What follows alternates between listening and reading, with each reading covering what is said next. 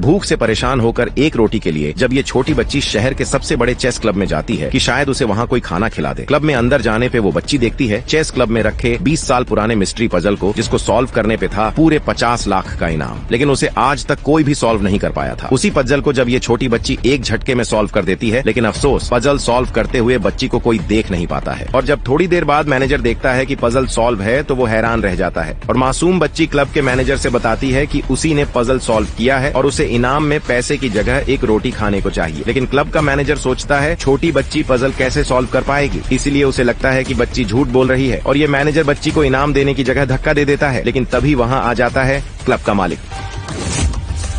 Sir, किसी ने puzzle को सॉल्व कर दिया है।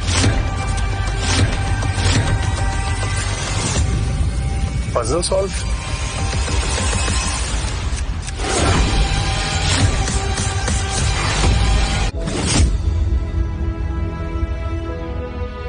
तुम कौन हो? क्या तुम पूरे टाइम यहीं पे थी? क्या तुमने देखा कि ये पजल किसने सॉल्व किया? भूख लगी है मुझे।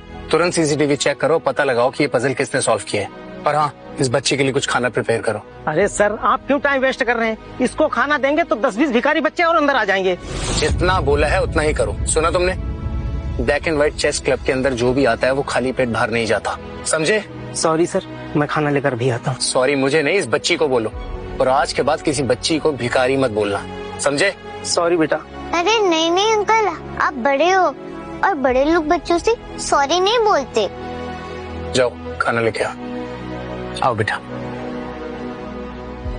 आराम से चलो।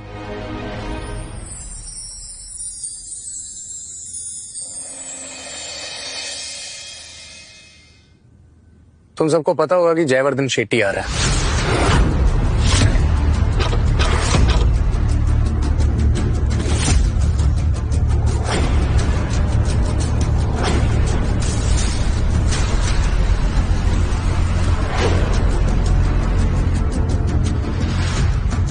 शेट्टी बहुत पावरफुल आदमी है।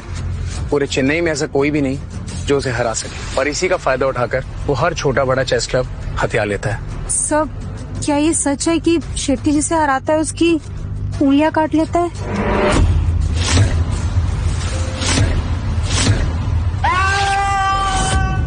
हाँ ये सच है, और शेट्टी ऐसा इसलिए करता है ताकि कोई भी लूजर कभी इन फ्यूचर चेस ना खेल पाए।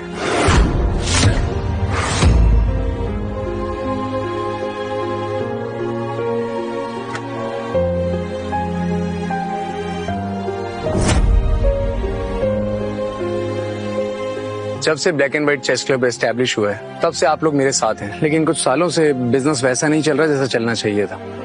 हमारे चेस क्लब के साथ साथ हमारा रेस्टोरेंट भी लॉस में है, लेकिन फिर भी तुमने मुझे कभी कंप्लेन नहीं की और मुझे अकेला नहीं छोड़ के गए। लेकिन अब सिचुएशन बदल गई है। शेट्टी और उसके लोग हमें चैलेंज देने आ रहे हैं और मुझे नहीं लगता कि मैं अपना ये क्लब बचा पाऊंगा। ये मेरी पूरी लाइफ सेविंग है, इसे तुम आपस में बांट लो और कोई नया काम ढूंढ लो। जब मैं मुसीबत में था तब आपने मेरी मदद की थी, और आज जब आप और ये चेस क्लब मुसीबत में है तो आप हमें ये पैसे लेकर जाने के लिए कह रहे हैं? इम्पॉसिबल है सर, मैं आपको छोड़कर कहीं नहीं जाने वाला। अगर इस चेस क्लब की एक ईंट भी बची रही ना तो भी मैं यहीं रहूंगा और आखिरी सांस तक लड़ता रहूंगा। हाँ सर, मैं भी आपको छोड़कर कहीं नहीं जाऊंगी। सर, हम लोग आपको छोड़कर कहीं नहीं जाएंगे।